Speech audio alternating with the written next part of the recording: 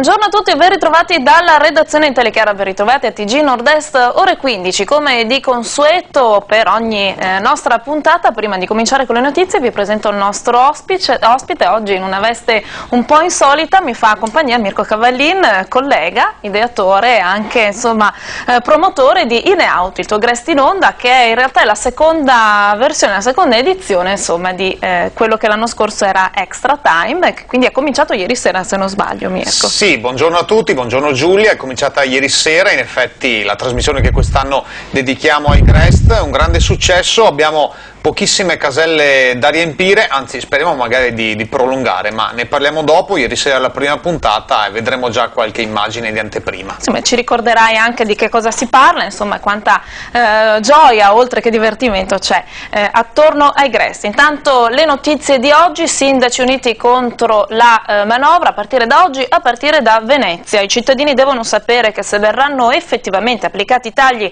agli enti locali previsti dalla manovra del governo, la spesa per il sociale è a forte rischio.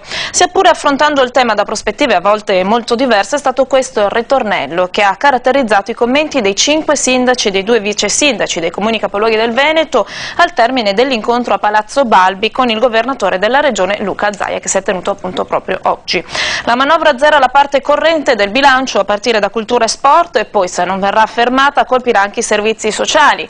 Ha esordito Leonardo Colle, vice sindaco di Belluno. La preoccupazione è enorme, ha aggiunto Giampaolo Gobbo, sindaco di Treviso. Flavio Zanonato, sindaco di Padova, solo per citare 3 dei sindaci presenti, ha poi spiegato che considera utile e positivo che si sia deciso di muoversi unitariamente per concordare una linea che porti a risultati meno dolorosi possibili per i comuni. Di questo parleremo ampiamente nel nostro TG, nell'edizione delle 19. Andiamo avanti con la cronaca. Andrea Astori, il veneziano di 32 anni, entrato in coma in Germania per un tumore alla testa, è stato trasferito all'ospedale di Udine ieri sera grazie alla Caritas di Venezia. L'uomo potrebbe essere operato già domani, ma per ora si attende l'analisi della cartella clinica del neurochirurgo Miran Scrap. Il trasferimento era stato inizialmente bloccato, ve lo ricordo, perché Astori era stato giudicato inoperabile dai medici di Bonn. E circa 400 kg di vongole veraci sono state sequestrate dai carabinieri di Pellestrina nel corso di un servizio contro la pesca abusiva. In una strada dell'isola i militari hanno notato un furgone con lo sportello posteriore alzato e che il proprietario ha tentato di chiudere precipitosamente, come se volesse appunto nascondere qualcosa, ed è quindi scattato il controllo. Sul furgone c'erano 13 ceste contenenti circa 400 kg di vongole prive del documento di trasporto e di qualsiasi documentazione che ne indicasse la provenienza. Il mezzo, tra l'altro, non era neppure attrezzato per il trasporto di prodotti alimentari e presentava carenze igieniche. Al proprietario è stata comminata una sanzione amministrativa di 3.500 euro. E una dozzina di aderenti alle associazioni Ercole Mani, Servo la Respira e un'altra Muggia stanno occupando da ieri sera il Consiglio Comunale di Trieste. Al centro della protesta la ferriera di Servola, dalla quale le associazioni ambientaliste locali hanno più volte chiesto la chiusura per inquinamento. Tra le intenzioni dichiarate dai protestanti c'è quella di avviare un'assemblea permanente per mettere in moto una svolta concreta riguardo appunto alla chiusura della ferriera, ormai inclusa nell'area suburbana di Trieste e in cui lavorano oltre 600 persone. Da anni l'azienda è al centro di una riconversione produttiva che avrebbe dovuto gradualmente portarla alla chiusura. Uomini della Polizia Municipale hanno impedito a giornalisti di entrare nel palazzo del comune e i cittadini che da stanotte occupano l'aula consiliare non intendono del resto da parte loro scendere. Attualmente l'aula è occupata da 8 persone.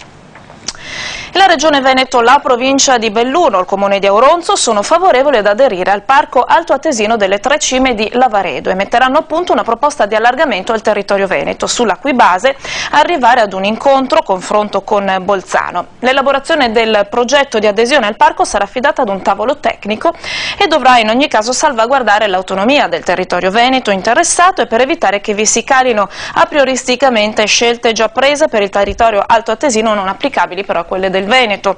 È questo l'esito dell'incontro svoltosi stamane a Palazzo Ferrofini su iniziativa del vicepresidente del Consiglio regionale Matteo Toscani. Questo permetterebbe di mettere in sinergia le potenzialità di immagine delle famose vette dolomitiche e di accrescere allo stesso tempo la valorizzazione di un'intera area ad un tempo affascinante e difficile, creando per la comunità locale quindi ulteriori motivi di sviluppo turistico ed economico. Sanità: se il farmacista affianca il medico in corsia, gli errori di terapia si riducono del 30% e la spesa sanitaria anche del 40%. I dati sorprendenti ma reali, che si basano su risultati già registrati in alcuni ospedali italiani. Ecco perché da giovedì prossimo, quindi il 1° luglio, in alcuni ospedali partirà una sperimentazione che vedrà un farmacista di corsia affiancare l'attività dei medici. In Veneto accadrà all'Istituto Oncologico di Padova, che assieme ad altre 5 strutture ospedaliere d'eccellenza in Italia ospiterà appunto questa nuova interazione. La sperimentazione prevede di testare il modello innanzitutto in ambito oncologico, ma in seguito la figura del farmacista di dipartimento sarà inserita anche in altri processi, ad esempio in medicina, in nefrologia, in pediatria e in terapia intensiva. Duplice lo scopo: ridurre gli errori di terapia e migliorare la qualità delle prestazioni in un'ottica chiaramente di governo clinico. Cambiamo decisamente argomento: anche l'Harris Bar di Venezia cede il passo alla crisi. Da alcuni giorni infatti il locale applica uno sconto del 10% sul prezzo di listino per tutti i prodotti. Ora per una pasta e fagioli si pagano 18 euro, mentre per una portata di tagliolini gratinati 30. Per un piatto di pasta e l'insalata invece il conto sarà di 42 euro. Per il proprietario Arrigo Cipriani non c'è nulla di strano in questi sconti, dato che ormai sia hotel che boutique agiscono nello stesso modo. Già qualche anno fa infatti aveva proposto uno sconto solo per i turisti degli Stati Uniti a causa del dollaro sofferente, ma le critiche lo avevano poi bloccato. E voltiamo ancora pagina, parliamo di ambiente, agricoltura, OGM sicuri e in molti casi più sani dei prodotti tradizionali. A sostenerlo sarebbero le ricerche scientifiche condotte finora, eppure il dibattito sugli organismi geneticamente modificati non si placa. Ad affrontare nuovamente la problematica sarà quindi un convegno organizzato da Confagricoltura domani a Rovigo. Sentiamo. OGM, libertà di informazione, libertà di impresa. Questo è il titolo del dibattito che Confagricoltura ha in programma per mercoledì 30 giugno al Censere di Rovigo. Lo scopo dell'incontro è quello di dare una corretta informazione sia al mondo degli imprenditori agricoli che ai consumatori sulla questione degli organismi geneticamente modificati. Non sarà un convegno di carattere politico, ma di carattere eminentemente tecnico. Solamente tecnica, il nostro compito è quello di fornire delle informazioni, di dare il nostro punto di vista, poi ci sarà chi a livello politico dovrà prendere decisioni conseguenti, ma noi non vogliamo assolutamente invadere il campo di nessuno, noi vogliamo semplicemente portare un contributo alla discussione. L'Italia è un paese strano, aggiunge il presidente di Confagricoltura Veneto. Possiamo importare gli OGM, come ad esempio la soia o il mais con cui vengono alimentati gli animali, tuttavia nel nostro paese è vietato sia produrli che fare ricerca su di essi. Al convegno interverranno studiosi di caratura nazionale in materia di ingegneria genetica e di ricerca scientifica, che forniranno strumenti per valutare criticamente le informazioni diffuse sugli OGM dai mezzi di comunicazione e dai diversi soggetti coinvolti. Dagli OGM agli oratori alle parrocchie ritorniamo in studio per parlare con il collega e giornalista Mirko Cavallin, autore di In e Out, It Agrest in Onda, la seconda edizione dello speciale estivo che Telechiara dedica ormai da 2 anni alle attività appunto di Noi Associazione, ma non solo, insomma, quindi stiamo parlando di estate, stiamo parlando di giovani, stiamo parlando di diocesi, stiamo parlando di parrocchie, stiamo parlando insomma di centinaia e centinaia di persone che d'estate invece di riposarsi lavorano davvero tanto e in un qualche modo si divertono. Sì, certamente, grazie per l'autore, in realtà dobbiamo ringraziare tutti quelli che ci stanno ospitando, si stanno proponendo, sono tante parrocchie. Noi abbiamo previsto in palinsesto 5 settimane, a cominciare da ieri sera. Ricordo gli orari: su Telechiara alle 20:50 tutte le sere, quindi dopo cena con calma si può vedere una decina di minuti di questa rubrica, che poi andrà in replica la domenica pomeriggio alle 16, subito dopo il rosario. Abbiamo il rosario anche la domenica, da alcune settimane alle 3:30, e poi il giovedì successivo alle 21:45 dopo la diretta di Salus con Paola Sartore, ancora Agrest. C'è anche la versione radiofonica ogni giorno a 12:10, quindi già si può ascoltare la puntata appunto. Tra qualche minuto ripeteremo ancora gli orari, non solo per ascoltarlo ma anche per vederlo. Intanto possiamo vedere non un'anticipazione, quello che abbiamo visto ieri sera nella primissima puntata. Ricordiamo che ogni giorno c'è in onda appunto un Grest diverso che riguarda una parrocchia diversa, di province diverse, insomma si viaggia davvero per tutto il Veneto e oltre. Ce lo vediamo assieme, vediamo perché la sigla. La sigla è interessante.